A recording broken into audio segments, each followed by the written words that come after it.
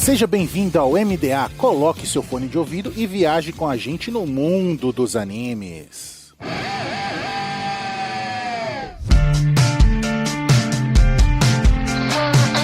E estamos no ar com o MDA, seja um navio pirata ou uma nuvem voadora, viaje com a gente no mundo dos animes. E nessa semana vamos viajar no mundo de ídolos e teatros, performance e podres da indústria de Oshinoko.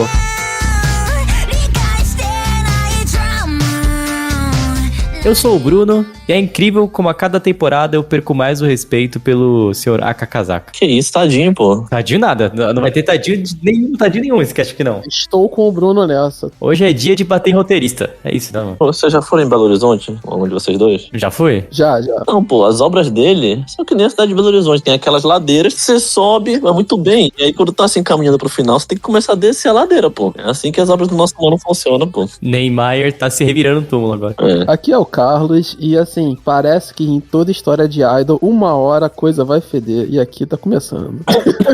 Cara, pior que a realidade isso aí, né? Eles não conseguem fazer, tipo... Mentira, tem obra assim de idol que não vai pra esse caminho, né, velho? Tem várias. Tem várias, né? Quantos Love Lives não tem aí, pô? É, pô, Zombieland Saga.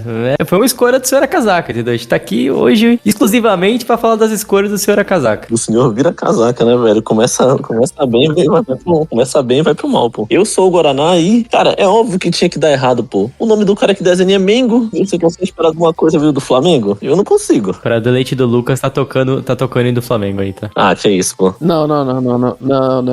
Ele vai botar nunca esse amigo no Flamengo, nunca.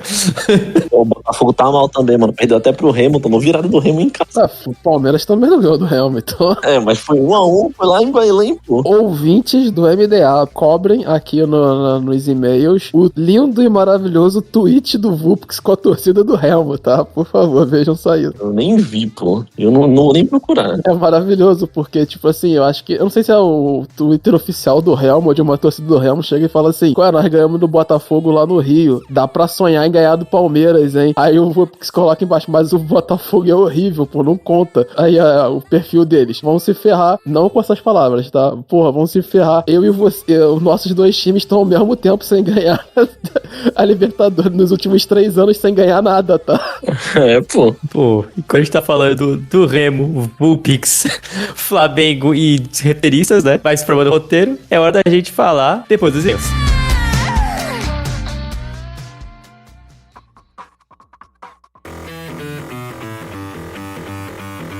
Gente, o patrão ficou maluco na Anime Hunter. Sim, nossos parceiros agora estão com 15% de desconto no Pix e no dinheiro e 5% de desconto no cartão com o cupom MDA. Também somos parceiros da Crunchyroll, o maior streaming focado em animes no Brasil, e Rádio J Hero, onde estamos todo domingo às 4 da tarde. Nome original, Oshinoko. No caso, a 3ª temporada, né? Que a gente vai abordar. Gênero, drama. Como é que tá a tradução aqui no Brasil mesmo? Minha estrela preferida. Oshinoko, minha estrela preferida. Gênero, drama, slice of life. Episódios, 11 episódios da temporada, cobrindo do volume 9 ao volume 13 do mangá. Estreando em 14 de janeiro de 2026 e terminando em 25 de março de 2026. Streaming, Crunchyroll. Estúdio, Togakobo, que fez Gekkan Shoujo Nozaki-kun, Himoto Umaru-chan, New Game, entre outras obras. Diretor, Daisuke Hiramaki, fez Watashi Niten ga Mayorita, Koisuru Asteroid e Selection Project. E continua o trabalho de Oshinoko desde a primeira temporada, né? Gostou do negócio. Bom, a fonte é um mangá, um seinen já finalizado, foi publicado na Young Jump, Shueisha, e no Brasil foi publicado, né? Ainda tem o título, mas já foi terminada a serialização pela Panini. O autor é o Akazaka, né? Que a gente vai falar muito desse cast, e é autor também do Essa Sim Uma Boa Obra, Kaguya-sama Love's War, e como desenhista Mengo Yokoyari. E tendo no total 16 volumes, a obra já foi finalizada já. Se serve como referência aí, o Mengo Yokoyari aí é o de Kuzo no Honkai, que também teve anime há uns bons anos atrás, eu acho já, mas... Nossa, faz tempo, né? Teve certa relevância também. Então, antes da gente começar a falar sobre direção, aspectos técnicos, Carlos, manda aí pra gente a sinopse da 3ª temporada de Oshinoko. Após os finais dos acontecimentos da 2ª temporada, né, que a gente tem lá o final do arco do teatro, e a gente tem todo o rolê da descoberta na verdade do Aqua, né, ele entendendo que o pai dele, quem ele queria vingança, de fato tinha morrido, e aí você tem o encontro do corpo lá do doutor, pela Ruby e tudo mais e tal. Aí a partir desse momento a gente tem aqui posteriores acontecimentos que vão dar sequência a isso, né, gente? Que é a sequência de carreira da Ruby, como não somente a idol que ela é, mas ela começa a entrar em perspectiva de TV e esse tipo de coisa, e o Aqua também fortalecendo sua carreira como ator. Só que nisso segue o mistério da perspectiva do assassinato da mãe deles, né? E aí nós temos a continuação da trama, com, na verdade, agora se invertendo os papéis, né? Com a Ruby sendo a grande investigadora e manipuladora do rolê, e o Aqua sendo a pessoa, como podemos dizer assim, tentando ser uma pessoa alegre, feliz, e no final sendo somente depressivo e vingativo. Acho que a gente pode resumir assim a obra nesses momentos de grande peripécias no mundo do entretenimento, cosplayer e muito mais. Pra gente começar, antes de começar a falar sobre alguns temas dos episódios, né, e antes da gente falar do elefante branco na sala, que acho que todo mundo que tá vendo esse cast quer ouvir falar do elefante branco, vamos primeiro falar sobre a direção, né, a parte técnica da obra assim. E aí eu convido meus amigos aqui, Guaraná e Carlos, a falarem sobre o trabalho do queridíssimo Daisuke Hiramaki, o trabalho hercúleo dele nessa temporada, como diretor. E também a parte, enfim, né, de animação também, que vocês manjam. A questão de animação, de beleza de animação, esse é o ápice da temporada, né? Tipo assim, acho que a animação tá muito bonita nessa temporada. Conforme o nível do material vai decaindo, os caras estão tentando melhorar no audiovisual pra conseguir dar uma salvada na obra, né? Tem esse detalhe. Lembra Jujutsu, né, porra? Acho que gravou, é um padrão que a gente vê no mercado agora. Que isso? Já começou o podcast querendo atrair inimigos, né, velho? Olha o que a gente tá falando aí. Vem aqui pra dar patada. É verdade, não, tá tudo certo. Os fãs de Jujutsu vão vir pra cima do Carlos. Ainda bem que ele tá longe do Brasil, viu? Fica tranquilo, que a gente falou no último cast. Tá tranquilo. Tá tranquilo. O que nós temos aqui, né, é esse processo de animação. Eu acho que essa temporada em específico, a gente tem menos momentos específicos onde que a animação tem que brilhar, né? Eu acho que as outras duas temporadas tinha mais, né? Tinha show e tinha o negócio do teatro, né, na segunda temporada, que eles tinham que brilhar mais a animação naqueles pontos, então eles tinham um foco maior ali no processo de direção, né? O trabalho no teatro na segunda temporada eu acho muito bem feito. E enquanto que aqui é um trabalho, durante essa temporada quase inteira, né? É um trabalho muito mais de desenvolvimento num anime de slice of life, né? De coisas acontecendo de drama. E tem menos esses momentos que é necessário um trabalho grande de rigging, um trabalho grande de animação, de concept, e por aí vai. Concordo com esse bagulho, principalmente porque você sai desse aspecto realmente de precisar fazer coisas relacionadas somente a um character acting, um estilo de animação, né? Character acting, assim, sabe? Animação onde o personagem tem que meio que estar atuando, assim, tem movimento corporal, muita coisa, tipo, da dança e do teatro, que são muito expressionistas, assim, e como você tem, tipo assim, mais episódios que são realmente, sabe, bem pesados no quesito de diálogo, é óbvio que ainda vai existir o character acting, porque tem muita expressão na obra Oshinoko, sabe, como um todo, mas ele em si é muito mais pesado, você tem momentos muito mais onde você, tipo, tem até uma falta de expressão do que, tipo, pela necessidade do momento, sabe, de alguns momentos da temporada em si, do que realmente comparado às temporadas anteriores. E no final, né, a gente acaba tendo o que? A gente acaba tendo até uma temporada que é mais pesada pra equipe de animação num todo, porque como você tem esses pontos específicos de animação, assim, que a animação vai mais chamar a atenção nas outras temporadas, né, então, tipo assim, lá você consegue diluir mais alguns processos e você, obrigatoriamente, dentro do workflow de trabalho, você sabe que ali é o ponto principal, então você vai fugir para alguns outros processos de direção, esse tipo de coisa nos outros momentos. Não que isso demande uma animação ou um processo de direção ruim nas outras temporadas, pelo contrário, o processo inteiro de Oshinoko, desde a primeira temporada, é muito bem feito. Mas aqui, você não tem isso, você não tem um momento de... assim, você não tem o que a gente chama de, por exemplo, na área de videoclipe, você não tem a master shot, né? Então, como isso se dilui mais, você acaba tendo que trabalhar com mais refino e mais detalhamento nesses processos de diálogo, de construção dos personagens, no desenvolvimento dos cenários, esse tipo de coisa, né? E eu acho que tá muito bonita a temporada tá muito bem feita. Eu acho que a direção... Nós estamos falando de um diretor veterano, né, cara? Nós estamos falando de um cara que trabalhou em Bunny Girl, que já é um anime que já é nessa pegada, assim. Nós estamos falando de um outro cara que trabalhou em Topanga Gurren Lagann. Então, tipo assim, nós estamos falando de um diretor muito veterano que já sabe o que fazer com processos, já sabe como determinar isso, trabalhou em obras grandes já, em obras de bom peso, bem renomadas. Então, tipo, o trabalho aqui dele, ele se reflete nisso, cara. E eu acho que entrega muito. Entrega até o que consegue colocar a obra, como a gente já brincou, né? O que o roteiro acaba pecando, eu acho que o audiovisual acaba aqui trazendo pra dar mais dramaticidade, mais desenvolvimento, mais características pros personagens, entendeu? Porque aqui, a partir deste momento, precisa pra obra. Essa é uma temporada de muito drama, né? De muita construção dramática e resolução dramática pra obra, né? Obviamente eu não concordo com todas as decisões, sabe, no quesito direção, tudo isso, roteiro principalmente, né? Tem coisas assim que eu acho meio bizarras, né? Não preciso nem dizer. Mas se tem uma coisa que não dá pra negar em Yoshinoko, levando em consideração as 2 temporadas e essa temporada, é que nunca teve, pelo menos um desejo por parte do diretor que fazer com que Yoshinoko, a versão anime, fosse exatamente igual ao mangá, sabe? Você consegue ver que durante as 3 temporadas houve sim, tipo, um pensamento de se distanciar em várias coisas que o mangá apresentava também. Então, obviamente que isso deixa o processo muito mais difícil, porque você sai reinterpretando cenas do mangá no anime de uma forma completamente diferente. Isso aconteceu durante as 3 temporadas, seja, tipo, na parte do teatro,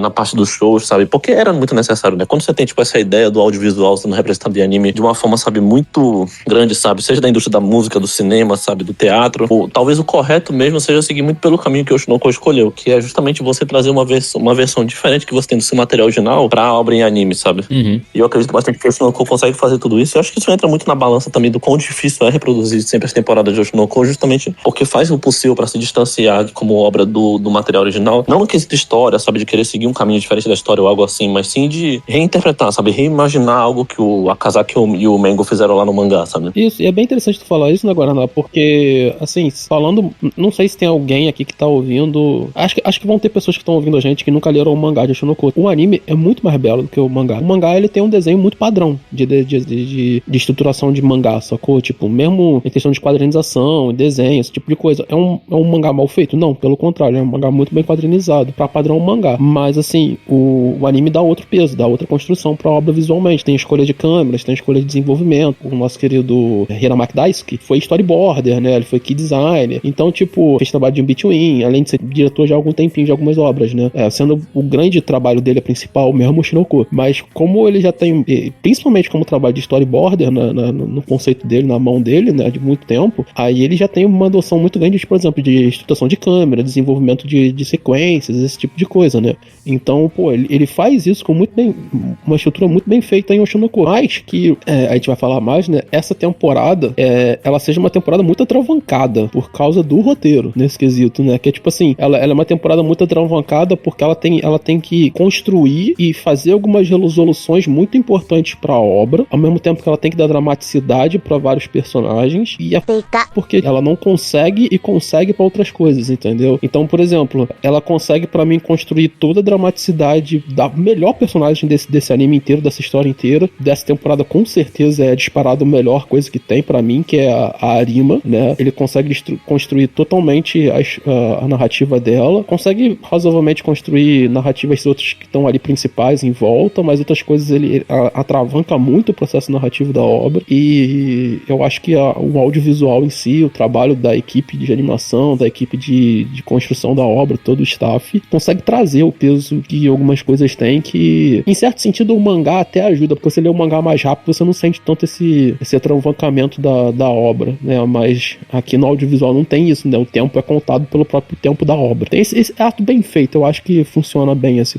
processo no anime. Pra fechar esse ponto aí da direção, acho que eles bem falaram, o que eu gosto muito do trabalho do Daisuke Hiramaki, que ele tá a mão de um bom diretor, né? Assim, ele sabe o que ele tem que cortar, o que ele tem que adicionar, o que ele tem que prolongar, isso em todos os aspectos, visual, o áudio também é uma trilha sonora muito boa de Yoshinoko. Ficou, até vendo quem fez, o Takeshi Takadeira mesmo, que fez o cara fez Yuri Camp, né? Já disse muita coisa. E assim, é uma trilha sonora que vale a pena se ouvir até a parte, tá, dessa temporada. Ficou muito, muito boa. E assim, você vê que realmente ele tem essa questão de como criar uma cena de tensão, onde focar a câmera, a questão dos olhos, que eu já elogiei várias vezes nas temporadas, o enfoque que ele dá nos olhos, o efeito que ele cria. Isso tudo cria a tensão que precisa, às vezes, do mangá, que o mangá não traz por ser material de mais rápida leitura, né? Tem esses adicionais que ele traz muito bem e, cara, cara, eu acho que a gente vai falar mais pra frente, mas pra mim foi o que carregou essa temporada, assim, foi realmente o audiovisual, assim, é o que salvou muito a temporada de Shinoko. Mas indo pro roteiro, que acabou a sessão de elogio, né? Agora começa a sessão de porrada. Bom, basicamente... Eu não acho que essa parte ainda feda tanto quanto vai feder na próxima temporada, tá? Só deixando bem claro. Não, com certeza. Isso aí não tem sombra de dúvida, pô. A gente sabe que vem por aí, pô. Ainda bem pior, mas o que eu pra falar, assim, de onde a gente sai da última temporada, né? A última temporada termina uma cena super dramática, né? Um ponto de virada na história. E aí começa a história com esse desenrolar da Ruby ficando meio coringada, né? Que ela, enfim, quer atrás da vingança e tal. E aí já meio um problema, né? A gente tem uma série de basicamente 4 episódios que vão pegar essa parte da Ruby meio coringada até o Aqua começar a confrontar ela direto, enfim. Pra mim já começou um pouco estranho, porque se você tem uma temporada onde você termina com ela tão coringada daquele jeito e você volta, assim, dá pra ver que ela tá meio que ela não tá normal. Só que não tem aquele mesmo peso que tava na outra temporada, sabe? Tipo assim, parece que é mais um detalhe ali na personalidade dela e não algo que mudou brutalmente nela, sabe? Porque do jeito que termina a segunda temporada, tipo assim, parece que morreu a Ruby antiga, temos a Ruby nova, né? E aqui não, parece que é meio que um misturado das coisas e aí você fica meio, beleza, cadê a Ruby coringada de antes, né? Não, o que eu tava tentando entender dessa Ruby que é mais coringada, assim, por assim dizer, era que, obviamente, eles mostram no final da última temporada que ela realmente tá lá, tipo, coringou, beleza, foi a loucura, né? Igual o Carlos quando o Botafogo foi campeão da Libertadores. Foi a loucura. Foi a loucura, exatamente, igualzinho o Carlos. E aí o que me fez pensar de que isso não apareceu tão presente, pelo menos eu não sei se foi essa, tipo, assim, a ideia que eles tiveram, se foi algo realmente que no mangá transpareceu dessa forma, se foi a intenção do diretor, algo assim, mas eu vou dar, tipo, a minha opinião dessa parte. O que eu quero entender, pelo menos dessa parte, foi que a Ruby tava meio que atuando, sabe? Que aquilo, tipo, que ela, sabe, aquele modo dela coringada estava lá, mas estava escondido, sabe? Algo que ela, tipo, tava mantendo ali e ela tava tentando ser a Ruby normal, mas ao mesmo tempo ela tudo aquilo que aconteceu tava ali presente. Pronto, sei lá, pra uma possível explosão de alguma coisa acontecer, mas que a Ruby realmente queria manter aquilo pra ela naquele momento, sabe? De que aquela personalidade dela existe, mas ela como atriz, sabe? Que ela tenta ser, pelo menos, tá escondendo aquilo, sabe? E eu acho que faz total sentido o que você tá falando, porque, tipo assim, eu vou falar uma coisa logo aqui, e eu não sei se isso entra no consenso geral, mas assim, o Akazaka, ele é um roteirista, mano, que, assim, tem todas as ferramentas e ele tem o conhecimento de montar roteiro, sabe? Então, tipo, eu não consigo virar aqui e falar que, tipo assim, cara, esse mano não sabe o que tá fazendo. Não, ele sabe o que tá fazendo, ele tem um conhecimento de estrutura narrativa, ele sabe o que tá fazendo. O problema dele é fazer escolha. Ele faz umas escolhas que são muito questionáveis de desenvolvimento narrativo e desenvolvimento construção. Um cara que emplaca 2 sucessos seguidos de alguma coisa ele sabe, né, velho? Então, mas assim, não tô nem falando disso, eu tô falando, tipo assim, quando você olha pra um processo de construção narrativa, aqui, por exemplo, a gente vai pegar essa virada da Ruby e a troca pro Aqua. Faz muito sentido no processo narrativo, porque até então a gente tinha um personagem que era o personagem motriz da obra até então, que era o Aqua, e o Aqua, ele era um personagem que ele quase sempre roubava muito processual da narrativo da obra, entendeu? Por quê? Porque o Aqua é um personagem muito complexo, muito desenvolvido e, ao mesmo tempo, muito carismático. Então, tipo assim, como ele era um personagem muito completo, ele roubava todo esse processo. Ele tinha um fio de narrativa, que era esse fio da vingança, que não dialogava isso com o próprio personagem que era dele e transformava ele, talvez, num personagem muito unidirecional para ações que ele fazia, sacou? Isso não permitia que ele desenvolvesse outras ações ali no mundo de Oshinoko. Na verdade, isso é um problema que vai acabar redirecionando lá no início da obra. Pra mim,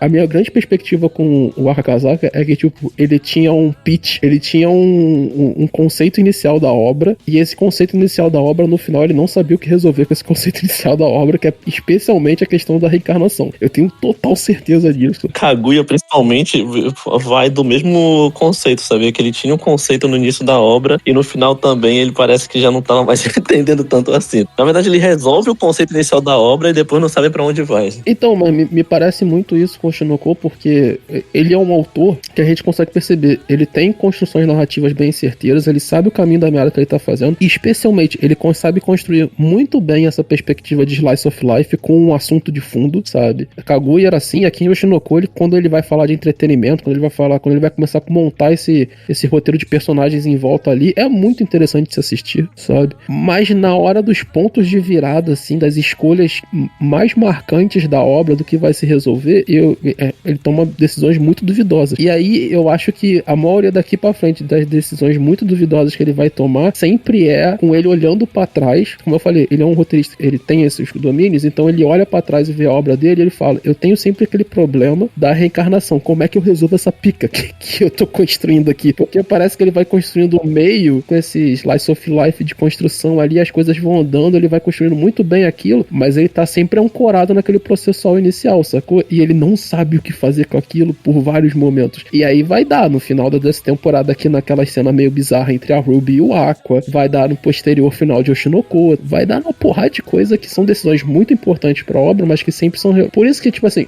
uma coisa que eu falo aqui constantemente aqui no cast, é uma coisa que eu aprendi no meu mestrado de cinema, nos estudos que eu faço narrativo, que é o quê? Quando tu vai iniciar um processo de construção de obra, tenha muito em mente a sua ideia, seu plot, a sua construção processual narrativa, né, que a gente sempre constrói ali, né, principalmente aqui no caso de um mangá não funciona tanto aquela questão de conflito, né, que a gente pode transpassar para o mundo ocidental, mas uma coisa especial que a gente sempre tem é a determinação de tema. Qual é o teu tema principal? Como é que tua obra vai construir? Qual é a ancoragem da tua obra? Porque você tendo aquela noção ali você já consegue determinar início, meio e fim da tua obra, pelo processo temático. E isso ancorou a obra aqui de Oshinoko e sempre foi um problema. Eu tô falando disso tudo pra falar que eu concordo muito com essa visão que o Guaraná trouxe pra gente da atuação, e aí voltando a falar por que eu acho que o Akazaka é um roteirista que eu não consigo falar que ele é bom, mas ele é um roteirista que ele tem todas as ferramentas, porque ele demonstra isso no diálogo, que eu falei que é um momento bizarro, no diálogo entre a Ruby e o Aqua lá no final, né? Então lá no final ela vai falar, eu tô sempre atuando, eu não consigo ser eu mesmo, eu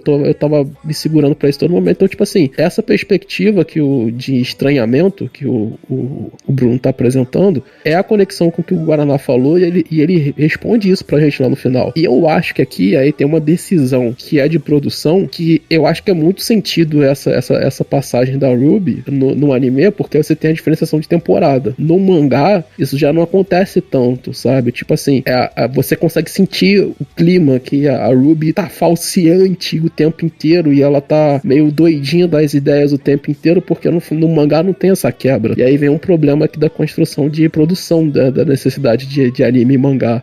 Mas faz sentido essa crítica. Mas eu acho que, tipo, não tem o que fazer, né? É uma adaptação de obra nesse caso. Com certeza. Eu enxergo bastante que, principalmente essa temporada, justamente esse começo dela, o Akazaka adormece o Aqua como personagem, sabe? Justamente pela ideia de que pra ele, teoricamente, naquele momento, acabou, sabe? E a Ruby, ela meio que encontra esse caminho dela aí de Coringada quando ela vê lá o corpo do doutor, tudo isso, sabe? Todas essas situações. E aí, pra mim, o Akazaka, ele usa também esse momento. Ele adormece o Aqua como personagem, que, como o Carlos falou, tava sendo o personagem principal da obra até aquele momento. Utiliza esse momento pra poder desenvolver a Ruby como personagem. Fez uma substituição ali, usou ali. Isso é muito importante pra obra, porque, como a gente falou, o Aqua, ele era o motriz da obra, sacou? Uhum. E quando ele tira o Aqua e coloca a Ruby pra fazer esse papel, ele dá um peso que a Ruby até então não tinha na obra. A Ruby era uma personagem que ela... Era chaveirinho. Mas ela era isso, ela era Nezuko, ela era um cachorrinho que andava... Cachorrinho não, porque ela tinha movimentos, mas ela era uma... Tipo assim, ela deveria ser uma personagem principal e ela era super secundária na obra, saca? E aí o que ele faz? Ele tira o Aqua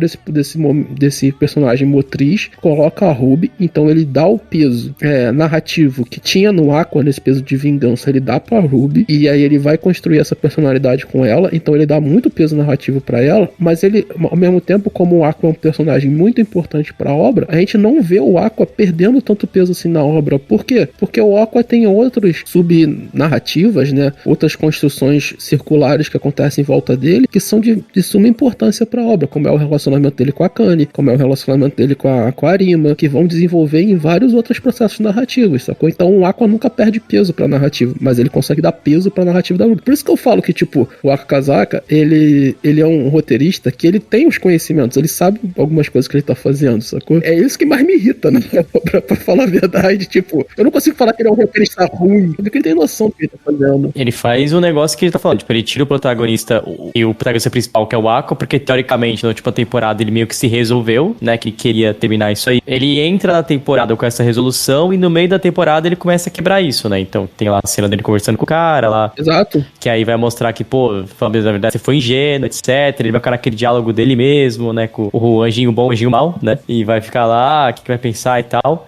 Mas, eu acho que onde vai voltar o arco dele é mais pro final, né? Porque essa temporada, pra mim, ela é quebrada em 3 mini arcos, né? Vamos dizer assim. Um primeiro que é da Ruby, que é ela, enfim, meio coringada, a questão dela fazendo todo o esquema do show lá, né? Pra ela conseguir o favor do diretor. O grande plano dela, né? Depois o grande plano dela, né? Que é pra chegar próximo de quem teria matado a mãe dela. Depois a gente tem o arco da Kana, que pra mim é o melhor da temporada, realmente. E depois disso a gente tem o finalzinho, que é a questão lá do Aqua coringando novamente. E, por fim, a questão da peça, né, do filme, né, o filme que eles vão gravar, do filme em si sobre o pai. Mas ainda desse primeiro, cara, uma coisa que me incomoda nesse primeiro e que vai me incomodar até essa temporada, cara, eu não sei, eu sinto que o Akazaka, ele pegou os personagens secundários e, tipo, só jogou nessa temporada, assim, não trabalhou muito. Porque, por exemplo, se você, a Mencho, que é a parte do Bicomate, ela some essa temporada, ela tem, tipo, 3, 4 cenas que são meio, tipo, se tirar da mesma coisa. Você tem aquele mano que, o Yoshizumi, acho que é isso, né, que é o cara que é assistente e depois vira por um tempo manager da Ruby, né? No começo é super importante, e depois da temporada ele só some também. Sim. Então, isso é uma coisa que pra mim fica meio aberto nessa temporada de Oshinoko. E os personagens da segunda temporada também que a gente conheceu, que são os caras lá do Lalala e, né, do teatro e outros caras que a gente vai conhecendo, eles somem, tipo, eles só não dão a menor nota. Então eu não sei se é aquele famoso caso do criei personagem demais e não tô sabendo usar, ou se é tipo assim, ele só não quis trabalhar isso essa temporada porque mais pra frente vai ter peso, sabe? Então é uma coisa que eu fiquei. Já adiantando, né, essas dúvidas, todos esses personagens voltam pro filme, né? É meio que assim, a patota nossa que trabalhou com a gente volta pra trabalhar no filme, né? Então, aqui, o que tem nessa terceira temporada, na verdade, né, é a estruturação dramática do arco da obra inteira. Então aqui ele vai estruturar o conflito e vai estruturar resoluções dramáticas de vários personagens. Então ele vai finalizar a estruturação dramática da Kanye com Aqua, né? Vai formalizar o caminho dramático da Arima. Me irrita o final de Oshinoko mais por causa dela que outra coisa. Porque faz o menor sentido, mas tudo bem. E vai iniciar e finalizar, em certo sentido, né, o desenvolvimento dramático da Ruby, né? Porque a gente tem uma finalização disso no final com a conversa dela com Aqua e tal. Então ele é uma temporada de construções e resoluções dramáticas pra obra, né? Como ele faz tudo muito conjunto, ele não dá muito espaço pra construir o resto das paradas, entendeu? Tem até a crítica que eu acho que o final de Oshinoko parece meio apressado pra algumas coisas assim, que não precisariam. A ladeira de BH, pô. Ladeira de BH, é isso aí. Porque inclusive eu acho que talvez o anime possa dar uma salvada nisso, possa construir mais a questão do filme, possa construir mais umas outras questões que eles estão fazendo, né? Como o Bruno falou, como ele dá enfoque aos personagens, né? Então, basicamente, ele dá enfoque em 4 personagens principais nessa temporada inteira. 4,5, né? Vamos colocar assim, porque tem um episódio que é muito enfocado no que é a mãe deles, né? Que é a mina que criou eles, né? A gestora lá da... Ah, a Miyoko lá, tem uma parte lá.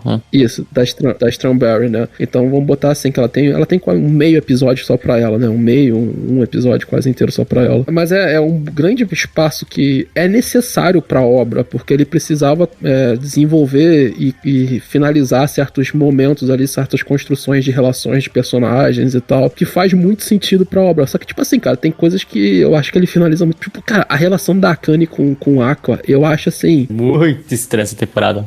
É muito zoado, cara, toda aquela relação, porque a Akane é totó das ideias, a gente já percebeu isso, tá ligado? Ela é meio totó das ideias, né, com aquela construção. Desde o começo, né? Pega um Aqua ali, virado nos avessos, depressivo, né, pós-emo, tu vai embora. É interessante porque a gente consegue perceber que são 2 personagens que eles não sabem como finalizar aquilo, mas ao mesmo tempo eles são 2 personagens que eles não sabem como finalizar aquele romance, aquela relação entre os dois, a relação fica muito zoada de se assistir, saca? Não tem uma construção assim dramática interessante. Mano, aquela cena na ponte, tá levando esse buquê com uma faca pra onde eu fiquei tipo assim, que isso, pô? Levam isso como normal, né, pô? Tá, a gente já sabe que a Kane é bem lelé das ideias. Então, tipo assim, dá pra entender porque dela, não, eu vou fazer a parada e vou resolver aquilo, porque ela queria fazer com a simbologia, igual a mãe do Aqua morreu, blá blá blá, etc. Nos dias de hoje ela é performática, né, o Bruno? Pode falar. Nos dias de hoje chama ela de performática. É performática, exatamente. Só que, tipo assim, aquela parada da escuta, e aí a conversa deles e tal, eu falei, meu, aquilo ali pra mim, sabe quando não cola, assim, não cola o roteiro? Tipo, ele só falou, preciso dar um jeito nisso aqui.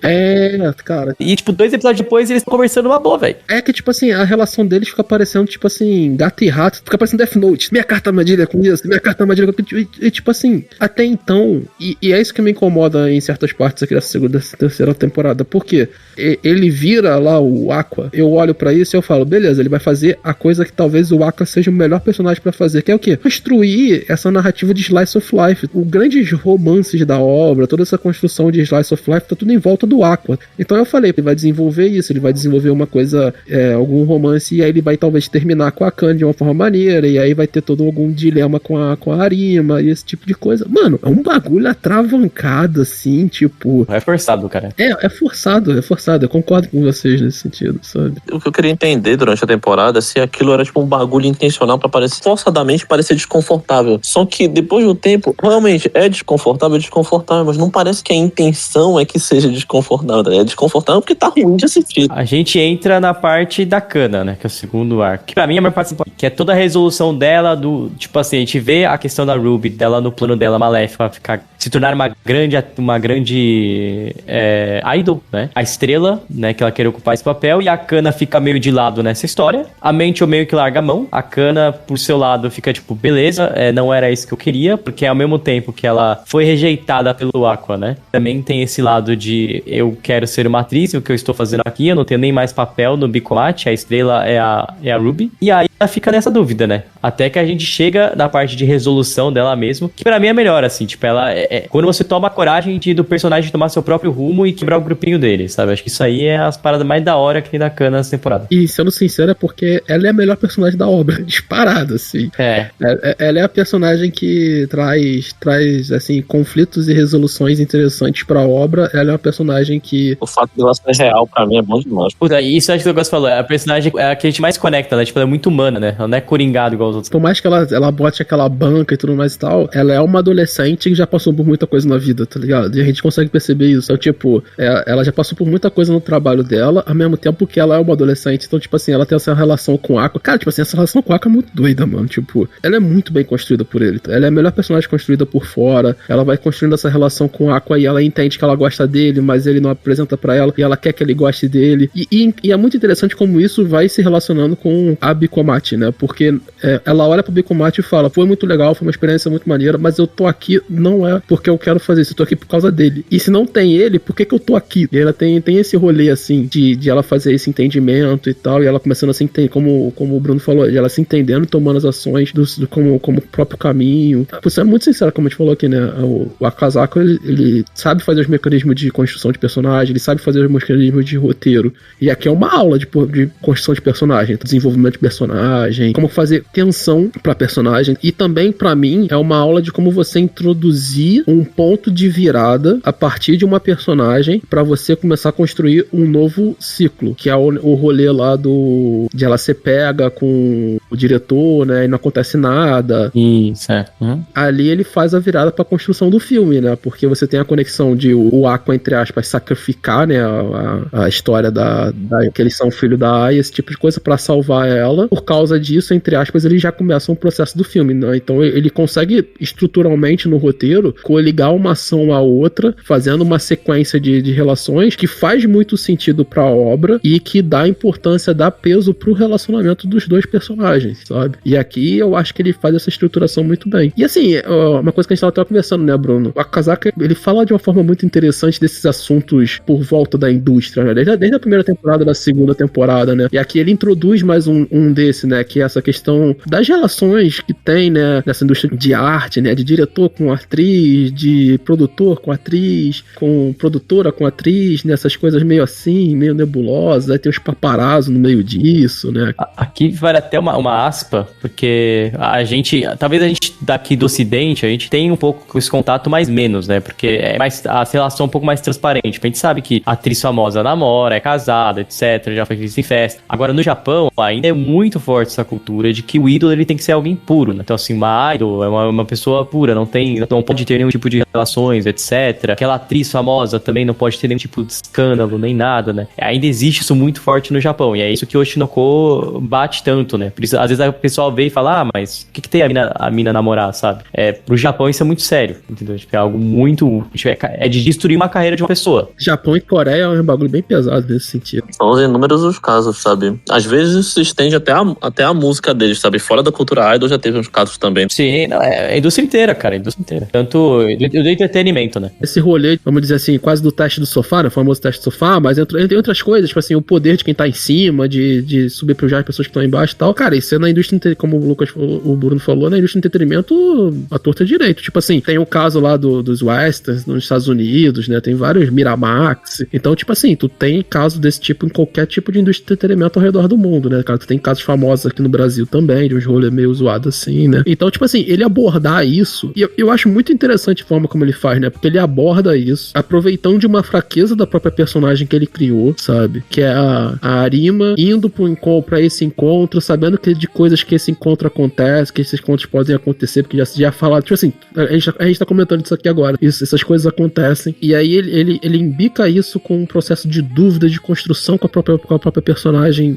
que ele tá construindo, então ele consegue construir uma dramaticidade ali por trás pra rolar um acontecimento que é muito interessante, porque ali ele joga com a mídia, né, que é, a gente sabe que não aconteceu nada, né, a gente vê da perspectiva da Arima, mas ali você tem um paparazzi que descobre e vai contar a história que as pessoas querem ouvir, né, ele sabe construir essa perspectiva, assim, que usando a mídia que ele tá usando, no caso ali, o quadrinho, né, a narrativa, com isso ele constrói esse ato de ação e consequência posteriormente que vai resultar no filme, né, que é o início do ato final da obra. E já que a gente entrou no assunto do filme, já vamos pegar essa parte que é onde começa a ver os problemas. A gente começa a voltar, depois, enfim, o Aqua ele decide coringar de vez, né? E aí tem a cena lá, enfim, dele tretando com a cana, etc. E aí volta essa parte do filme. Eu fiquei esperando a cana virar tapa na cara dele o tempo inteiro, mano. Pô. Eu também, isso é coisa que eu esperava. Tipo, a cana da primeira temporada e da segunda, com certeza daria um tapa na cara dele. Eu não sei o que aconteceu na cena. Mas ali ela tá muito gamada no loirinho, mano. É muito complexo. É complicado, né?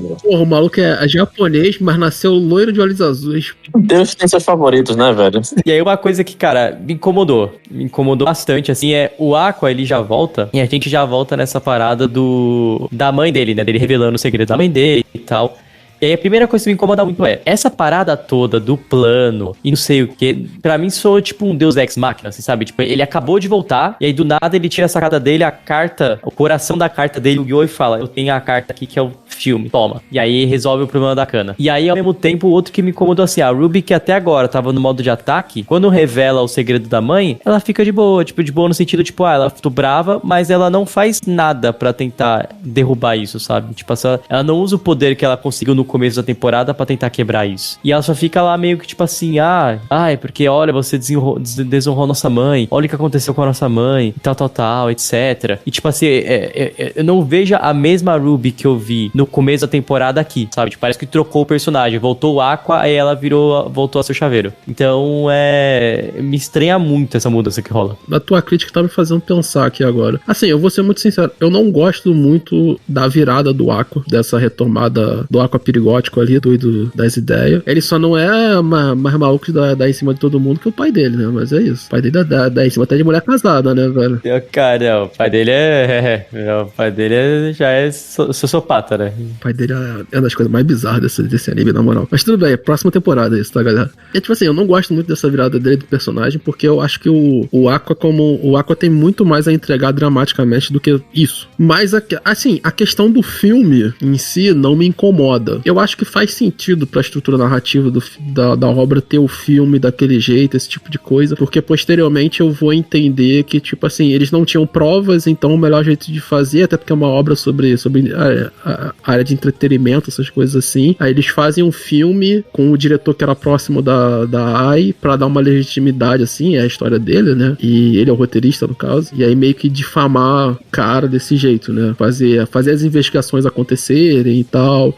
a partir do filme, esse tipo de coisa, né? E jogar o nome da roda, né? É isso. Isso, exatamente. E jogar a história também na roda, né? Que as pessoas não sabiam tanto da história, né? Porque esse papo pra próxima temporada, né? Mas os caras escondem, ele manipula, assim, tal. Então, tipo, eu acho que o filme em si, a ideia do filme, não me incomoda tanto. Agora, essa questão da Ruby, cara, eu nunca tinha parado pra pensar nisso, não. Eu não sei se o Guaraná vai concordar comigo, né? Já que o Guaraná teve essa visão de ela estar atuando o tempo inteiro. Eu acho que o ato de ele fazer algo contra a mãe é o momento que a Ruby perde esse processo de atuação dela, sacou? Eu acredito que sim, porque você lembra quando eu falei daquele ponto de explosão que talvez estava dentro dela, sabe? Eu acredito que, tipo, quando ela sai um pouco da personagem, ela perde um pouco daquela capacidade, tipo, fria dela, porque, tipo assim, até então, o momento dela, que ela coringa de uma forma muito fria, por assim dizer, sabe? Ela tá lá, tipo assim, mantendo a calma, com a postura. Vai via Pica Blinder. Isso, ela mete a boina e vira o Peaky Blinder. Ela perdendo a calma e a compostura, pra mim, é o momento em que, tipo assim, a máscara dela de atriz caiu. Aquela, tipo, é a coringada dela da temporada anterior, que apareceu mais uma vez, quando, tipo, ela toma mais um choque. Assim como ela teve o choque lá que ela vê o corpo do doutor, ela toma o choque de saber, tipo, o segredo da mãe sendo revelado, sabe? E aí, quando ela toma esse choque, pra mim, é quando ela sai um pouco da máscara de atriz mais uma vez. Eu vou dar uma palmatória nesse caso porque, tipo assim, o meu sentimento é parecido com o do Guaraná. Uhum. Mas eu vou entender muito a crítica do Bruno, porque eu acho que dramatizamente falta um pouco, né? Acho que falta. Por isso que eu acho que é um pouco. A partir daqui, desse momento, eu acho as coisas meio apressadas em Oshinoko, sabe? Parece que não tem respiro pra obra pra ela trabalhar esses pontos. Ao mesmo tempo que ele trabalha outros pontos que são meio doidos, como a gente comentou da Kanye, sabe? Poderia ter algum momento de a Ruby tentando fazer alguma coisa pra, de fato, apresentar que é uma fake news ou algo parecido, que não existe isso e tal. E aí ela falhando miseravelmente e aí ela se quebrando, sacou? Estruturalmente, narrativamente, como falando, não existe erro nesse ponto. Eu acho que talvez uma perspectiva dramática, como o Bruno tá falando, é que possa fazer esse sentimento de seja representado. Eu acho que isso são as consequências de você ter realmente uma situação onde a obra tá indo pra um caminho onde ela tá apressando muitas coisas. Quando o trem começa a descarrilhar, sabe? Sim, sim. É que a cada momento, informações que a obra te dá vão ficando, tipo, muito confusas, muito incompletas, e isso abre margem pra ter essas múltiplas interpretações. Sim, acho que faz total sentido, né? E como é apressado, não dá margem de desenvolver outros processos, né? Tipo assim, aquilo ali acontece desse jeito e tem que ter resoluções rápidas. Até porque depois a gente vai partir pra discussão principal deles e partir pro ato da Ruby ser a atriz que vai ser a Ai, né? Tem esse detalhe que é outro processo dramático pra obra. Isso aí. E aproveitando esse gancho que você deu, tem aí... Bom, emendando o resto que a gente vai falar dos outros episódios, basicamente a gente tem a questão do filme, aí tem aquele episódio que fala sobre um pouco mais o mundo, né? Como é que funciona a questão ali de você ter um comitê, né? Comitê de ação. Eu achei até bem feito, cara. Achei ele dá uma boa explicaçãozinha de como é o processo, né? De você ter o financiamento de uma obra, ter a ideia e tal. Então, é bem contadinho, assim. Eu posso... Assim, se você for olhar num termo mais geral, que você tem que falar aquilo pra maioria das... Assim, pra um público de massa, pra pessoas entenderem como é que funciona o processo de licenciamento de filme, de produção de filme. É bem aquilo ali, a partir do momento que vocês entendam que o diretor ali, no caso, ele já é um diretor que tem trabalho no mercado já de renome, né? Então, tipo, ele já tem um nome... Então, ele já tem acesso a algumas pessoas, algum mercado, então ele já pode diretamente participar disso, né? Porque senão ali ele teria que talvez ir pra uma feira ou então ir pra um processo de... Tem alguns concursos de roteiro pra fazer isso. No Brasil, por exemplo, teria que pôr edital. Eu chuto que no Japão também deve ter processo de edital, tá, gente? Porque, vou falar uma coisa que talvez pessoas aqui não saibam, cinema mundialmente é bancado por dinheiro governamental, tá? As pessoas podem acreditar que não, mas em todos os países do mundo o cinema é bancado por dinheiro governamental, inclusive nos Estados Unidos, porque é muito bancado por dinheiro governamental canadense, especialmente, tá? É verdade isso aí, né? Então ali eu acho que talvez faltou essa busca pelo dinheiro governamental em certo sentido, né? Mas tem umas coisas muito interessantes ali, como eles mostram o principal para o trabalho de quem vai fazer o investimento, né? Como é que eles vão fazer as buscas. Aí a questão da relação com os atores, de ter uma atriz famosa, adianta o processo de você ter o financiamento com o pessoal privado. Eu não lembro se eles comentam agora sobre questão de distribuição, porque tipo assim, cara, o gap mundial, o problema mundial de audiovisual é distribuição, porque fazer o produto dá-se um jeito, distribuir o produto é a pior coisa do mundo. E vocês comentam que hoje a maior parte do poder tá na mão das distribuidoras e tal, eles falam isso aí. É porque tem poucas e assim, com muito alcance são realmente poucas, então sim. distribuidor é um processo muito complexo. E aí você tem todo... Tanto que, por exemplo, ali nós estamos falando de um filme que vai ser grande, mas inicia como um filme independente. Ali é meio misturado as coisas, de um processo independente com um processo de estúdio, sabe? Tem um rolês ali. É claro que eu também não posso falar muito, porque cada indústria tem suas perspectivas, e a indústria japonesa deve ter suas perspectivas próprias, mas tá bem contadinho, Mas tem uma coisa que eu acho que é legal dessa dinâmica que eles fazem, é mostrar geralmente um papel que muita gente confunde o que faz, que é o diretor e o produtor, né? Eu acho que o episódio que eles deixam bem claro, assim, o que o produtor faz, o que o diretor faz. Geralmente é algo que muita gente tem dúvida, assim, quando vê, tipo, uma ficha técnica, algo assim. Com certeza. Ali, no caso, a única coisa que eles não demonstram, acho que é muito correto, é que isso também é parte meio cultural, porque o produtor e o produtor executivo podem fazer o mesmo trabalho. Mas ali ele tá fazendo um trabalho principalmente produtor executivo, que é levantar a grana pro projeto, desenvolver o projeto. O produtor, sim, quando tem essa separação, porque de vez em quando não tem, o produtor principal, ele vai trabalhar em set. Então ele vai trabalhar com, como que eu posso fazer? Scouting de set, custeamento, catering, atores. Fazer a obra acontecer, né? Fazer a obra andar. Isso, porque tem essas duas perspectivas, entendeu? Que aqui no Brasil tem uma tradução meio ruim, pro americano tem uma tradução um pouquinho melhor, porque você tem o Producer Management, que é o cara que tá acima, que normalmente é o dono da produtora, esse tipo de coisa, você tem o produtor executivo e você tem o produtor, sacou? Aqui no Brasil, meio que você tem dois nomes de produtores, esse grandão, que normalmente não se mete em porra nenhuma, só ganha dinheiro. Aí você tem o produtor executivo, que é o cara que vai fazer o projeto andar. Aí muitas das vezes, cara, produtores executivos não estão nem metendo a mão no trabalho, mas às vezes quando eles têm nome muito grande, e aí eles dão o nome deles pra fazer dinheiro pro projeto. Por exemplo, vai ver um ator muito grande sendo produtor executivo, tipo Brad Pitt. Ele é produtor executivo de um filme. De vez em quando ele pode não ter feito porra nenhuma no filme, mas ele deu o nome dele como valia de que aquele filme ali é uma coisa interessante. Em comparação ao anime, eu queria puxar como exemplo, tem muitos casos que aí eu não sei se dá pra tirar como base o anime pra poder falar da indústria de cinema, tipo, japonesa mesmo. Mas falando de anime, você tem muitos casos em que você realmente tem um produtor de animação, que é uma pessoa que tá ali, sabe, tipo assim, angariando pessoas pro projeto. Você tem o caso lá, tipo, o Shoto Mehara, que tá ali nos projetos da Cloverworks, que ele é realmente conhecido por trazer muita gente pros projetos dele, mas você também tem um produtor que é alguém, assim, sabe, pelo que eu saiba, né? É um produtor dali, sabe, do comitê de produção, que é a pessoa ali que vai lidar com o projeto, que é questão de conseguir recursos financeiros, sabe, seja lá o que for. Daí, no caso, seria, tipo, no mundo do cinema, seria o produtor normal e o produtor executivo, sacou? Só que, tipo assim, ali em Oshinoko, essas posições, algumas vezes, quando é trabalho de produção independente, por isso que eu falei que eles dão uma misturada ali. O produtor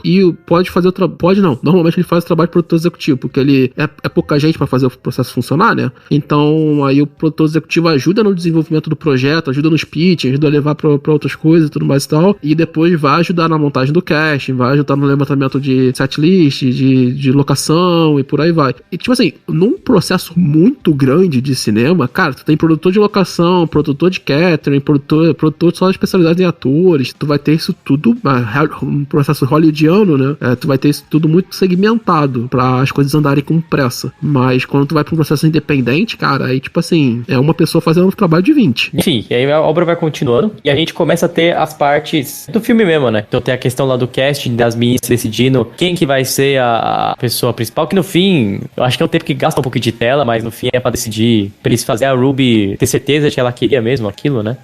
Cara, momento shonen de batalha, né? Aquilo, né, velho? É isso. Momento shonen de batalha, assim, é discurso motivacional. Assim, é legalzinho de ver e tal, mas eu confesso que eu fiquei meio perdido naquela cena, assim, beleza, tudo isso aqui é pra no final só pra fazer ela ir. Não, tipo, cara, assim, eu acho que é mais, tipo, vamos trazer a Akane de volta pra obra, porque ela é um personagem importante. E aquela mina lá meio perdida. Isso, e vamos introduzir a amiga da Ruby, que a princípio é uma atriz. Cara, tem uma parada que me irrita muito nessa parte aí. Que a gente vai entrar dos elefantes brancos, né? Uhum. Que é o rolê da atriz que foi morta. Mano, cara, assim, isso me irrita muito aquela parte. Porque, tipo assim, eu odeio processos narrativos que, assim, utilizam mulheres na narrativa pra matar elas só pra dizer um ponto de um personagem masculino, né? Que ficou muito conhecido como o Amanda Freeze, que é um artigo científico que é construído por uma pesquisadora, né? Que é exatamente isso, né? Como se utiliza personagens femininas e como elas morrem só pra dar importância pra uma ação ou pra dar vida pra um personagem masculino, né? Introduzir uma personagem que a princípio é uma atriz famosa em ascensão e matar ela só pra mostrar como o pai das meninas é malvadão. Isso não tem reverberação nenhuma na obra, porque, tipo assim, tem mal uma notícia no jornal e esse tipo de coisa. Cara, assim, mas me irrita. Foi só pra mostrar que ele existe e ver do que ele é capaz.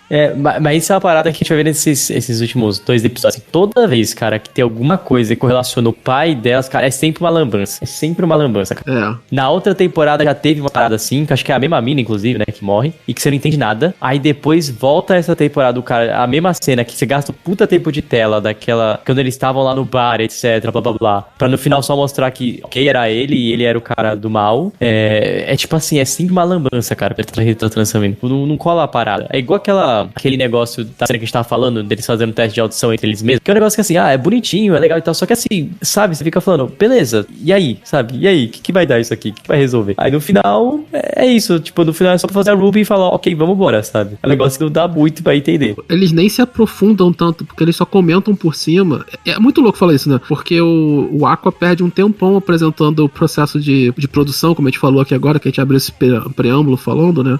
Falando de como é que é a montagem de um filme, esse tipo de coisa e tal. E aí, na hora que eles vão falar de atuação, ele dá 2 linhas. Ele fala, você faz o método, né? E você faz o outro.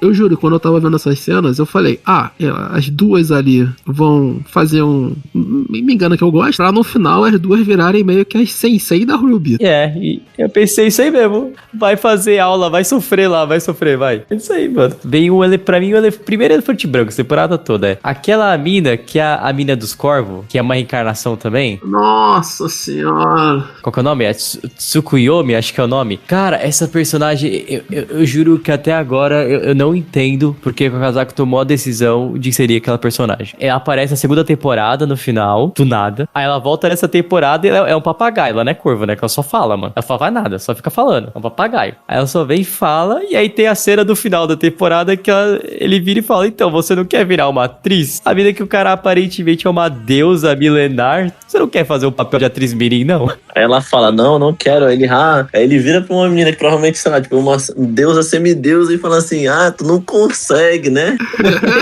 O cara mandou um duvido pra ela e ela aceitou, pô, é isso. Se ela fosse só um gag de comédia, eu aceitaria. Ela é a exemplificação de tudo quanto é a merda que acontece em Oshinoko, né? Pra quê, né? Não, é o que a gente tá falando. É isso, tipo assim, a gente sabe que a casa é um cara que é estudado, é um cara que tem técnica, é um cara que já demonstrou que ele sabe fazer. Mas pra que ele toma essa decisão? Tipo, tá ligado? Sabe, parece que ele acordou num dia e, sei lá, a sobrinha dele chegou e falou, nossa, tio, deixa eu desenhar um personagem no seu mangá. Aí ela desenhou e ele falou, bom, vou ter que inserir em algum lugar esse personagem agora. Tem que fazer alguma coisa com isso aqui, mano. Pode ter sido até isso. Ele tinha essa dúvida de o que fazer com a reencarnação, então ele criou um personagem pra ver o que ele fazia com essa merda. Porque ele não sabia o que fazer.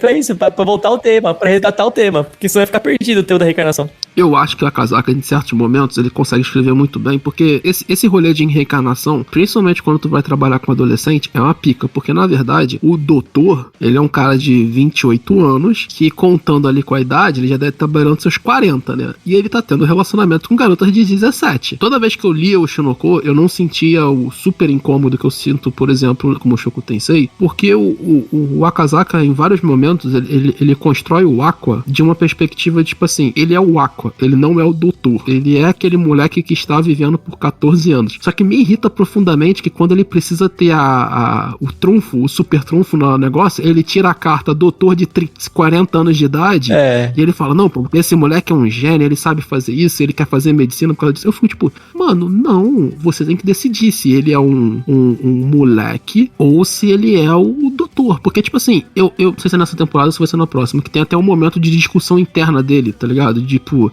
que meio que o doutor é o espírito da vingança dele, que toda hora fica sobrepujando ele, esse tipo de coisa. Acho que visualmente é muito interessante aquela perspectiva, sacou? De ele não querer abraçar aquilo. Só que o personagem não pode abraçar esses tipos de ações, porque senão ele quebra muito a perspectiva daquele personagem. Quando eles reencarnam e ele é bebezinho ali, as coisas estão acontecendo, e é tipo assim, ele consegue construir pra mim a narrativa que o personagem do doutor, ele começava em X, mas ele vai subindo, ele está sumindo quando a gente chega ali nessa idade do Aqua. No Aqua adolescente, Uhum. Isso, eu olho pra isso e falo, beleza, eu vou comprar a tua ideia, tá, irmão? Depois disso, tu vai me ter a discussão que ele tem com a Ruby, tu vai me ter os tramazinhos, tu vai fazer esse maluco fazer teste de DNA. Assim, eu fico olhando aquilo e fico, como é que eu vou te defender de você tá tendo um relacionamento que eu acho muito bem construído, que eu acho maneiríssimo, com a Arima, que é uma mina de 17 pra 18 anos. Ai, meu irmão, é um elefantaço que fica no meu coração com essa obra, porque eu fico puto com essa narrativa que ele constrói, sabe? E ainda mais, tipo, tendo a relação que ele tem com a Akane, sabe? Como é que aquilo ali se constrói, sabe? Isso me incomoda demais, cara, dessa terceira temporada, sabe? Agora a gente é obrigado a falar sobre o último episódio, sobre o grande problema, né, pra mim dessa temporada e da obra, e que, enfim, a internet caiu matando com razão. A gente tem o último episódio, onde é revelado toda a questão, né, onde eles se revelam o nome de um pro outro, e aí começa um monte de problemas esse episódio, cara. Esse episódio pra mim é uma série de problemas, cara. Começa assim, pelo fato de que, ok, tá a resolução dos irmãos, eles vão lá se conversam e tal, mas do nada, o doutor tem o estalo sagrado, assim, de que ele percebe que a mina, na verdade, é a Serena, né, de todo esse tempo, e ele, eu tinha indícios. Eu falei, mano, não sei de onde ele tinha indícios, né, até porque nessa perspectiva que o Carlos tá falando, né, que ele tem no começo da obra, de que ele deixou de ser o doutor, não era pra lembrar de nada desses detalhes. Então, é isso que eu fico puto, ele tira a carta armadilha do nada, velho. Quando é conveniente, não dá pra entender. E aí começa aquela parada, que aí sim, que não tinha a menor necessidade de eu casar com você, isso é a menor. Que é aquele romancinho dele falando, então, mas você prometeu que ia casar comigo. E aí começa meio que um romance da Ruby com ele forçado, sabe? Assim, tipo, não tem do outro lado, mas toda hora a obra tá, tipo, tentando te dar a entender isso, sabe? Assim, o jeito que ela vai lá e senta no colo dele, o jeito que a Kana comenta sobre como ele é Siscon, o jeito que eles estão lá juntos, não sei o quê. E, tipo assim, a obra começa a forçar isso puramente por razão, tipo, de que sim, uma casaca queria esse fanservice, é isso aí. E não tem porquê, não tem construção. Não tem construção pra justificar, tipo, a menina que cresceu 18, 20 anos, que eu acho que tem 18 anos, 16, né? Só tem 16. 16 anos, sendo a Ruby. Não, os dois têm a mesma idade, não é? 16, eles têm a mesma idade, quando eles são. Ela viu 16 anos como a Ruby. E aí, como irmã do cara. E aí, do nada, ela descobre a verdade e troca tudo. E aí não dá pra comprar. Tipo, não tem como comprar um negócio desse. É loucura, pô. Quando eu li o mangá, eu falei, ele saiu com ferimentos, mas podia ser mais morte. Porque eu achei que... Quando eu fiquei sabendo, eu fui ler o mangá, tava atrasado. E aí, eu achei que ele saiu com menos ferimentos do que poderia. Mas assim, é muito ruim, né, velho? Não, é muito mal feito, cara. É muito mal feito. A gente tá vendo um personagem como o Aqua, como foi que eu falei. Ele tem a construção de ele perder uma personalidade e ter a outra, de ele tá construindo a personalidade dele como o Aqua. Tem tudo isso. E, na verdade, entre aspas, né, o doutor é só o espírito vingativo dele, esse tipo de coisa. A gente tá tendo essa construção. E a gente tem uma construção assim, entre aspas, de dois relacionamentos que ele tem, né? O relacionamento com a Arima, que ele gosta dela, ela gosta dele, mas os dois são os dois imbecis, não conseguem resolver isso. E o relacionamento dele com a Akane. Você rola aquela conversa dos dois ali. Porra, mano, eu fiquei lendo o tempo inteiro contando lia pelo mangá e depois eu fui ver no anime e eu fiquei tipo, mano, é muito simples de você resolver, você falar, cara, tipo assim, olha, eu entendi isso e tudo mais. Eu já não gosto de ele puxar a cartada do tipo assim, olha, eu sou o doutor. Eu achei uma merda aquela da cartada. Pra mim, a partir do que ele puxou aquela cartada, o negócio do relacionamento ali deles, você prometeu casar comigo, já só ele virar e falar, cara, beleza, na minha antiga vida eu prometi, mas agora nós somos duas pessoas diferentes. E ele podia mandar um tipo, eu gosto de outra pessoa. Acabou ali, resolvi a história dos dois, entende? Ou era outra situação, qualquer coisa, né? Qualquer coisa que ele podia usar de artefato, mano. Mano, assim, mas pra mim, tipo, isso, uma resolução desse tipo ia fazer muito sentido com o contexto da narrativa da obra. Você constrói o Aqua, talvez gostar ali, aparentemente gostando da Arima, ele, na hora de falar com a irmã, ele entende esse processo e tal, mas ele tem a visão do passado e ele não quer esse passado. Ele tá sempre em disputa com esse passado, com esse espírito vingativo. Meio um jeito de eles se arrumarem. Era um momento apto. E é o que o Bruno falou, cara. Ele decidiu ter a escolha de ter esse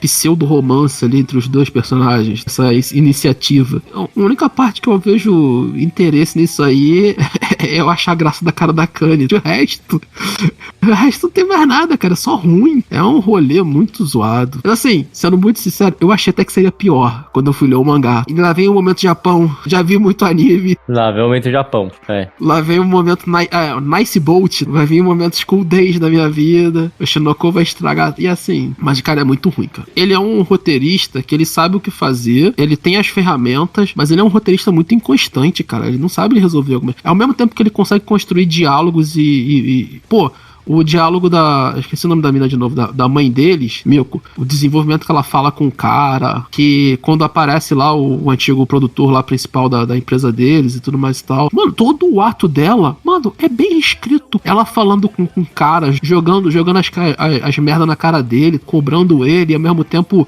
chorando, porque ela gosta do cara, e porque ela sofreu pra caramba com aquilo e tudo mais. Mano, um cara que escreve aquilo ali daquele jeito que escreveu, é um cara que sabe escrever. Sério, gente, eu fico muito revoltado. Só hora de bater na casaca. Mano, a casaca ficou maluco, velho. E assim, o que o Carlos falou não é mentira. São traços que ele demonstra desde Kaguya. Tu vê momentos em que ele consegue trazer uns negócios à tona que são muito foda, pô. Que tu para pra pensar e fala, mano, esse cara é realmente diferente. Ele toca em assuntos assim, que geralmente pessoas, principalmente pra época que Kaguya tava sendo publicado também, não era tão comum de se tocar. Ele era um cara que realmente, pra muita gente, tava até um pouco à frente do tempo dele. Era alguém que realmente o pessoal olhava e falava, pô, esse maluco tem muito futuro, sabe? E aí quando o Oshinoko surgiu, que é justamente no meio de Kaguya, né? Porque ele tava fazendo as duas obras meio que ao mesmo tempo, não falando, pô, o cara tá emplacando 2 sucessos seguidos, e o que se esperava é que realmente o cara ia, tipo, dominar o mercado. E eu acho que hoje muita gente tem uma visão da casaca do cara que realmente não consegue terminar a obra de um jeito muito bom, porque esse sentimento de descarrilhar também aconteceu em Kaguya lá no final. E assim, tu vê que ele tem momentos assim de brilhantismo que ele fala, cara, eu sei o que eu tô fazendo, eu sei como escrever mangá, mas em outros momentos ele vai e fala, cara, vou sair, vou meter o louco aqui, vou fechar os olhos e ver o que dá certo e o que não dá certo. Pô, e assim, não é problema você ter, tipo, erros em roteiro. É o bagulho mais normal do mundo, cara. Você manter uma obra 100% nos trilhos é um bagulho praticamente impossível. Carlos, que é alguém do cinema, sabe muito bem disso. Você deixar uma obra, tipo assim, 100% certinha, seja ela um filme, uma série, um anime, qualquer coisa do tipo, do que for do audiovisual, é difícil. Mas, pô, quando você deixa, tipo, a peteca caindo no ponto que ele deixou, irmão, cara, é loucura, sabe? Eu acho que o grande detalhe é esse, né, agora. A gente tá vendo uma história que é desses 2 irmãos que reencarnaram. E aqui nós temos o grande momento da obra, que é os 2 entendendo quem eles eram no passado. Uhum. Que na verdade, tipo assim, sendo muito sincero, não precisava na obra. A pior coisa da obra é isso, até em todos os momentos da obra. É essa encarnação. Mas beleza, tipo, ele abraçou isso, ele foi com isso até o final E ele segurou até bem até esse ponto, sabe? Então, show. Então, tipo assim, é o grande ápice do momento da obra, sacou? Ele estraga, pô. Isso, porque, tipo assim, se a gente for pensar no processo de Kishotenketsu, ali é o processo de grande resolução de virada. Próximos acontecimentos que vão fazer, que na verdade ele faz uma reverberação ali, é o final do Kishotenketsu, né? Então, tipo, porque normalmente os mangás trabalham muito com essa perspectiva. Por mais que aqui em Oshinoko tenha muito conflito, coisa que não tem na narrativa estrutural do Kishotenketsu. Mas, tipo, mesmo pensando numa narrativa de monoteística ocidental, é um pontaço de virada essa parte do mangá e da narrativa, sacou? E ele caga num pau. O roteiro de diálogo. Bizarro. É absurdo. Sim, e é o que eu falei, cara. Ele é um roteirista que já mostrou pra gente, na obra mesmo, que ele é bom de escrever diálogos, ele é bom de escrever resoluções. Tudo bem que ele já tinha mostrado pra gente que ele podia ter umas ideias meio tantã, né? Com a resolução ali da Akane com Aqua.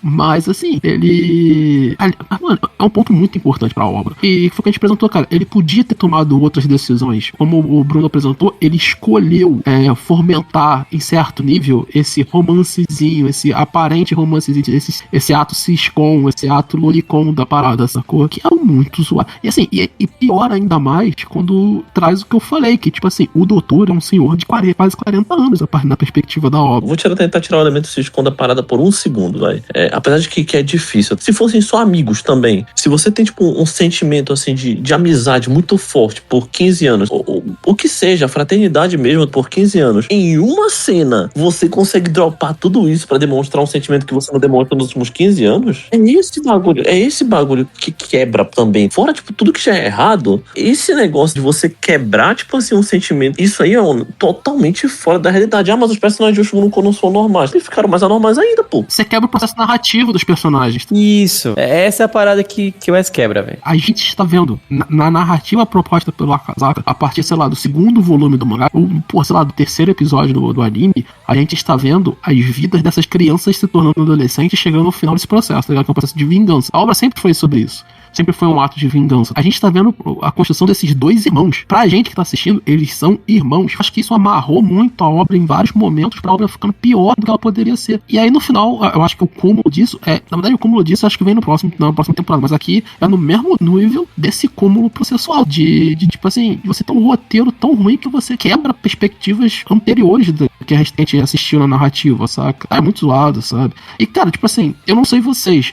por mais que a obra brincasse com esse escondo do Aqua, parecia ser muito sempre, tipo assim, um irmão que perdeu a mãe e ele é muito protetor com a irmã. Eu acho que a obra sempre conseguiu trabalhar nessa perspectiva. A partir desse momento, mesmo, meu irmão. Pra mim, o principal é isso, assim, fora, óbvio que existe questionamento moral, tá, tanto, principalmente aqui do Ocidente com isso, essa questão da relação incestuosa e tal, assim como no Japão existe, como em outros lugares existe, mas a principal parada é essa questão que a gente tá batendo na tecla. O Akazaka não precisava fazer essa escolha ele fez porque ele quis, porque ele sabe como resolver isso, ele tem outros artefatos pra resolver isso, e outra, se ele trabalhasse por outra perspectiva, tipo assim, ok, desde o começo ele apresenta ali que a Serena, ela tem essa relação com o doutor, porque enfim, ela se apaixona pelo doutor e tal. Se ele trouxesse isso de volta, mas trouxesse nessa perspectiva de que, olha, é uma Ruby, que é a irmã do Aqua por 15 anos, e a Serena, e agora elas começam a se confrontar mentalmente do que é o que, é uma coisa. Agora não, ele só abandona isso e trata com essa perspectiva de Siscon que ele quer. Ele quer esse material ali, entendeu? Então, a gente sabe, tem pressões editoriais? Tem, mas a gente sabe que ele tem meios e conhecimento suficiente para trazer isso de outra forma. Então é isso que irrita, principalmente, nesse ponto pra frente de Yoshidoko. É as escolhas que ele, a Akazaka, vai fazer como ele quer e não como a obra precisa que seja, entendeu? Então essa que é a tecla que provavelmente vai bater muito no próximo cast da temporada também. Mas enfim, dito isso, quando a gente tá falando já de Siscons, Akazaka, roteiros indo pro brejo e ladeira de BH, é hora de ir pra considerações finais já, né? Cara, eu acho que Oshinoko, assim como todas as temporadas de Oshinoko até então, essa temporada ela teve bons momentos também, não dá pra dizer também. Principalmente do Akazaka, né? A gente, no final do dia, acabou tirando muita responsabilidade também do pessoal do anime, sabe? Mas é porque eu acredito que vários dos momentos do roteiro são mais responsabilidade do Akazaka do que da equipe do anime em si, né? Mas enfim, teve vários erros, a gente falou principalmente desses dois elefantes na sala que eu acho que são o que comprometem mais a temporada, e eu acho que compromete muito a obra em si, principalmente agora, tipo assim, nesse caminho pro final dela. Então, o que eu posso dizer é que, mesmo também com esses dois elefantes na sala, eu acho que dá pra dizer que o Oshinoko nessa temporada teve bons momentos, a parte da animação, e teve bons momentos tanto na animação quanto na direção, não dá pra negar isso também. Eu acho que dá pra colocar ele pelo menos ali no regular. Eu acho que pra mim, 6,5 de 10 pra mim tá ótimo, sabe? Pra mim, eu morro ali porque eu acho que eu geralmente daria tipo, uma pontuação mais alta, mas eu acredito muito que os dois elefantes na sala que a gente conversou tanto, sabe, nesse final, eles comprometem a obra, tipo assim, num negócio gigantesco que eu acho que não dá pra ignorar eles, sabe? Eu acho que, tipo assim, em outros casos, erros podem, tipo assim, até não afetar tanto, mas aqui, eu acho que é gigantesco, eu acho que pra mim morre nesse 6,5 de 10. Começamos falando de Jujutsu, mesma nota de Jujutsu, tá vendo? E olha que eu nem tava lá, viu? Manteve o nível, manteve o clima. Pô, tem um ponto legal que o Guaraná trouxe, te dar uma passada de pano pro pessoal da animação, né? Porque, assim, se fosse um filme, eu não passaria tanto pano, porque, na verdade, tipo assim, não vou passar tanto pano dizendo que é um processo de adaptação. O processo de adaptação não precisa seguir fielmente o processo da obra. Então, o pessoal que trabalha no audiovisual ali da obra poderiam ter feito mudança, algo melhor e tudo mais e tal. Sim, contudo, a gente sabe como é que funciona a indústria do Japão, e normalmente os animes, eles são quase ipsis do processo do mangá. Aqui o Oshinoko, como a gente já falou, o Guaraná falou daí, não é tão assim, mas ainda assim, em questão de roteiro, né? E a gente também não sabe como é que funciona a base de contrato, né? Então, nesse quesito, vamos dar aquela passada de pano leve, que eu posso não ter passado em outras obras, mas vou dar uma passada de pano aqui mais leve. Acho que eu não sei se eu falei sobre isso em Jujutsu, mas acho que a parte de contrato pega um pouquinho mais. Dito isso, cara, eu vou muito na linha do Guaraná. Eu acho uma temporada muito inconstante. E a gente vai rever isso na próxima temporada, já adiantando. Que eu acho que nós vamos ter momentos interessantes no final de Oshinoko, ao mesmo tempo que vai ter um momento horroroso, assim, vai ter resoluções tremendamente desnecessárias e horríveis, que é o que eu acho que acontece aqui. Tirando um ponto, essa temporada aqui, ela irrita mais do que a próxima, tirando um ponto que vai acontecer na próxima temporada, porque essa é uma temporada que ela é mais suscetível, como eu falei, por ela ter uma necessidade de construção narrativa e de resoluções narrativas. Ela é uma temporada mais suscetível a esses processos de erros que a gente já comentou tanto no cast, e aí com isso ela se torna mais inconstante. Mesmo assim, eu acho um anime que ele é gostoso de se acompanhar. Ela é uma história que ainda tem muitos personagens interessantes e que são bons. A gente já falou aqui especialmente a Arima, e nessa temporada a Mikio, mas o próprio ex-produtor delas é um personagem legal, o diretor é um personagem muito bacana de se acompanhar na obra. O Aqua tem seus momentos, é um bom personagem. Então, tipo assim, cara, o que se mantém de muito interessante em vários outros momentos de Oshinoko ainda se mantém aqui nessa temporada. Com momentos dramáticos que são muito bons, como o da Arima. Eu ainda gosto da obra. O Oshinoko é uma obra que eu gosto e que ao mesmo tempo me dá nos nervos. Essa fase ali dos 6,5 que o Guaraná deu, eu acho boa. Eu vou dar 7, só porque eu gosto da obra. Mas eu devia dar 6,5. Mas eu vou dar 7 por causa disso. Eu poderia dar 6,5 ou menos pra obra, mas eu vou ficar nisso aí. A gente falou muito sobre os pontos altos e baixos da temporada. Eu falo que é uma pena, assim, cara, é uma pena porque é uma obra e a primeira temporada entregou muito. Eu particularmente amei a primeira temporada. Tinha muita promessa e ao longo da temporada, da segunda, terceira, a gente vê que existe uma decadência, assim, obra, sabe? Tipo, de realmente do Akazaka se perder no que ele quer fazer no roteiro, se perder com o personagem, tomar decisões que a obra não precisava, que são decisões que ele, a Akazaka, quis tomar. Que ok, como autor, a obra dele ele pode tomar, mas assim, se você quer criar algo, uma masterpiece, não é sempre o que você quer, né? É assim que a obra precisa. Você tem que pensar no leitor e não mais em você. Então acho que existe um pouco desse processo dele aqui e que vai degradando a obra, né? São escolhas que vão comprometendo o roteiro ou que vão comprometendo os personagens. E é uma pena que vai caindo assim até o último episódio, que eu acho que exemplifica bem isso que a gente tá falando aqui. De nota, eu vou dar 7, mas, e esse é um grande porém que a gente tem colocado nos casts, acho que o Oshinoko é uma obra, essa temporada especial é muito bonita de você ver, muito, muito bonita de você ouvir escutar, mas o roteiro deixa quem? É um roteiro que entrega uma ideia e não consegue desenvolver. Diferente de Jujutsu, que não entrega uma ideia e também não consegue desenvolver.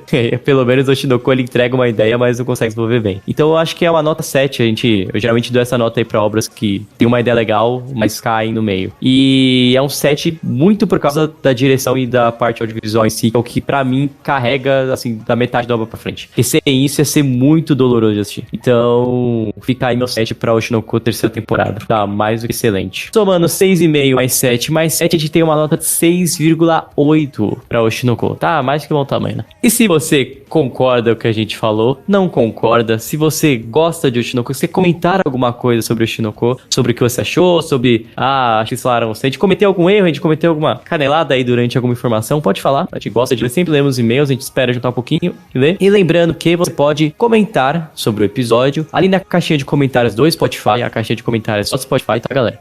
Ou mandar um e-mail para podcast@mundodosanimes.com. Além disso, né, além dos e-mails, você também pode trocar ideia com a gente, comentar sobre o episódio, comentar sobre algo da temporada. Esses dias aí a gente tava comentando ali sobre não só futebol, como algumas questões ali de Japão e anime, ali no nosso grupo do Telegram. Isso mesmo, galera. A gente tem um grupo de Telegram para nossos apoiadores e toda a equipe está lá. E você pode apoiar a gente a partir de R$5 nos seguintes sites: em Catarse ou agora no Apoia-se. Para você que aí já faz outros apoios no Apoia-se, pode utilizar mesmo o Apoia-se como uma plataforma para continuar e apoiar a gente também. Então, seja como eles, seja como Alex Sellinger, Bruno Rezende, Carlos Petroni, Guilherme Henrique, Guilherme Loures, Hugo Vantuil, Lucas Batista e Yasmin Gonçalves. É isso aí, galera. Muito obrigado. Até o próximo episódio. Valeu!